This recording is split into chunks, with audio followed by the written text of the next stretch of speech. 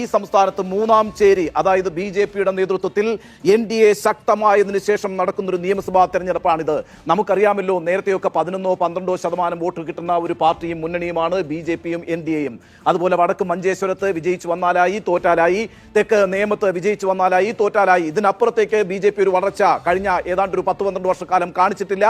എന്നാൽ ഇപ്പോൾ സ്ഥിതി അങ്ങനെയല്ല. സംസ്ഥാനത്ത് 140 നിയമസഭാ മണ്ഡലങ്ങളിൽ ഏതാണ്ട് 30 നിയമസഭാ മണ്ഡലങ്ങളിൽ കടുത്ത ത്രികോണ മത്സരമാണ് നടക്കാൻ പോകുന്നത്.